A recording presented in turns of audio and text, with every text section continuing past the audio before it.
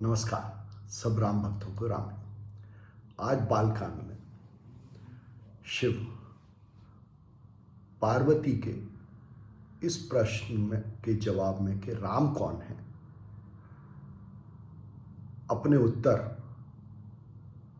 देते हुए कहते हैं, तुलसी लिखते हैं, निज भ्रम नहीं समझाहे अज्ञानी, प्रभु पर मोह धरहि जड़ प्राणी, जथा गगन घन पटल निहारी, झाँपे भानु कहाँ को विचारी।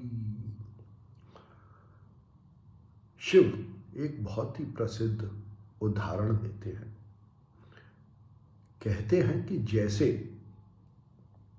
आकाश में जब सूर्य बादलों से ढक जाता है तो लोग कहते हैं कि सूर्य छुप गया है, सूर्य दिखाई नहीं देता। वैसे ही ईश्वर या राम भी उसी प्रकार है। अपने भ्रम के कारण हम ये आरोप करते हैं या यह मानते हैं कि ईश्वर दिखाई नहीं देता। ईश्वर सर्वत्र है, हर जगह पर है, पर क्योंकि मेरा भ्रम है, जैसे कि बादल हैं, बादलों की वजह से सूर्य दिखाई नहीं देता, वैसे ही मेरा भ्रम है, मेरा अज्ञान है, इसकी वजह से जो सर्वत्र ईश्वर प्रकट है वो दिखाई नहीं देता।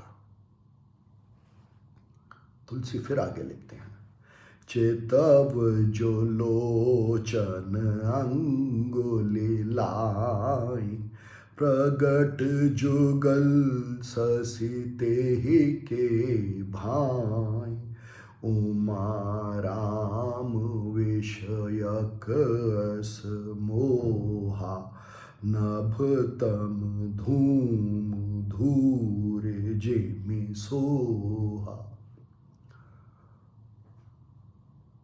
शिव फिर उदाहरण देते हैं कि जैसे आंखों में उंगलियां लगा के अगर आप चांद को देखेंगे, चंद्रमा को देखेंगे तो एक से ज़्यादा चंद्रमा दिखाई देते हैं, दो दिखाई देते हैं चंद्रमा। जैसे आप आकाश में देखते हैं तो आपको आकाश की बजाय धूल दिखाई देती है, धुआं दिखाई देता है, अंधकार दिखाई देता है।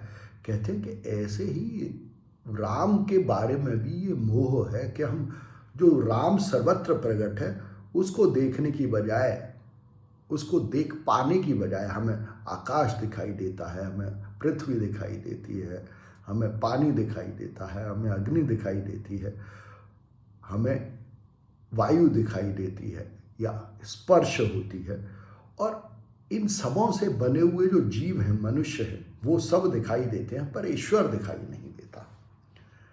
जैसे कि आकाश नहीं दिखाई देता पर आकाश में प्रकट और सब कुछ दिखाई देता है। फिर शिव कहते हैं, विषय करन सुर जीव समेता, सकल एक ते एक सचेता, सब कर परम प्रकाशक जोई, राम अनादि अवधपति हो सोई। कहते हैं कि जो भी विषय है, विषय माने जो भी सब्जेक्ट, जो भी जानने लायक चीज है, इस संसार में जो भी जानने लायक चीजें हैं, तत्व हैं, वस्तुएं हैं, जीव हैं, उनको हम अपनी इंद्रियों के से जानते हैं, आँख से, नाक से, कान से, स्पर्श से, गंध से। और ये सारी इंद्रियां संचालित होती हैं सुरों से, वाणी से। जो कहते हैं वो इन इंद्रियों के जरिए उस विषयों तक पहुंचता है, और उन विषयों को जब हम जानते हैं इन इंद्रियों से तो वाणी में प्रकट होता है। और जो वाणी है वो जीव से, जो जीवात्मा है, जो ये मनुष्य है, आप ये मानो कि मनुष्य से वाणी उत्पन्न होती है, मनुष्य बोलता है तो वाणी सुर उत्पन्न होते हैं। ये सब इस प्रकार एक से एक प्रकाश पाता है। ये जितनी भी वस्तुएं हैं ये इंद्रियों से प्रकाशित होती हैं, जानी जाती हैं। इंद्रियां वाणी से जानी जाती हैं और वाणी से मनुष्य जाना जाता है, जीव जाना जाता है। और फिर कहते हैं कि ये जो जीव है, ये इसको प्रकाशित करने वाला, ये जिससे जाना जाता है वही ईश्वर है, वही राम है। वो अनादि है, वो अनंत है और वो अवधपति है, मतलब उसका वध नहीं किया जा सकता।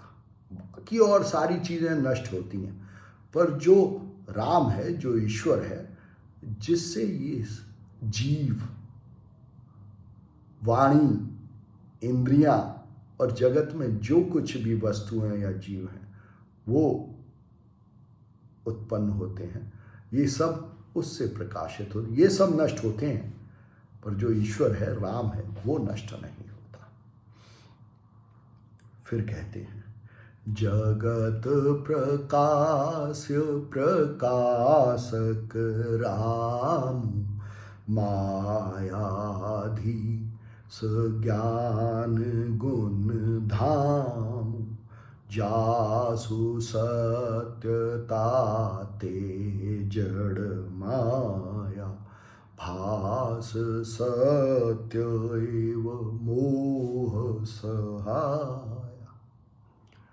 शिव फिर एक उदाहरण देते हैं, कहते हैं कि ये जो जगत है, ये जो विश्व है, ये प्रकाश्य है, मतलब ये एक दृश्य है।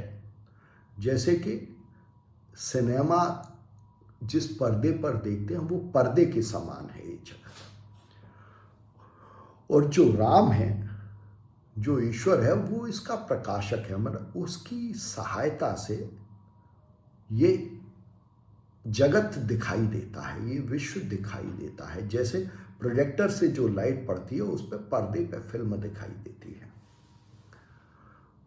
और फिर कहते हैं कि ये जो ईश्वर है, जो राम है, जिसके चैतन्य प्रकाश से ये सारा ईश्वर, ये सारा जगत दिखाई देता है, सुनाई देता है, गंध आती है, स्पर्श होता है, जाना जाता है। माया, वो माया का स्वामी है, माया उसकी दासी है।